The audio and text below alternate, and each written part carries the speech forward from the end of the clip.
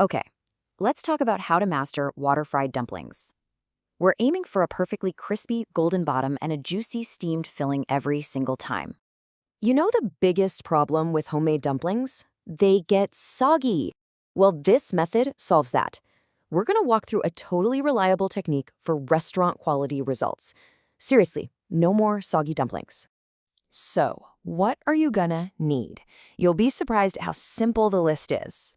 Here it is. Grab your dumplings, and yeah, this works for both frozen and fresh. You'll need just 1 tablespoon of oil, exactly a quarter cup of water, and the most important tool here, a skillet with a lid that fits nice and tight. That's really it.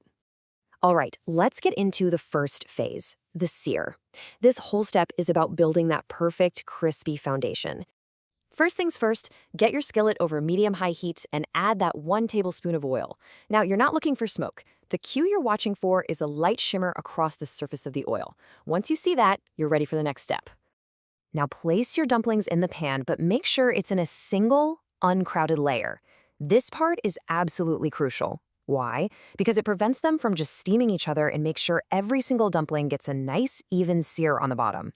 Okay, this part happens fast, so stay close. After about 60 to 90 seconds, you're going to check the bottom of one.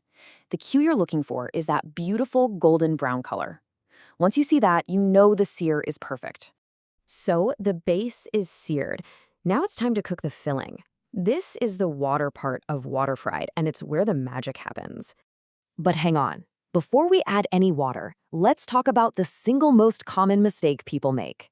If you add too much water, that crispy bottom you just worked so hard for will get completely soggy. So precision is everything here. Ready? Here's what you do. Pour in exactly a quarter cup of water. You're going to get an immediate reaction, a really loud, sharp sizzle and a big burst of steam. That's exactly what you want to see and hear. The second that water hits the pan, cover it immediately. And right away, reduce the heat down to medium.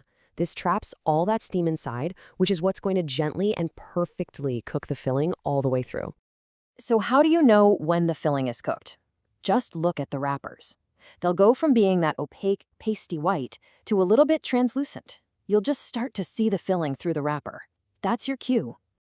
All right, we're hitting the home stretch. This is the final stage, where we bring back that perfect, crackling, crispy texture, the finishing touch.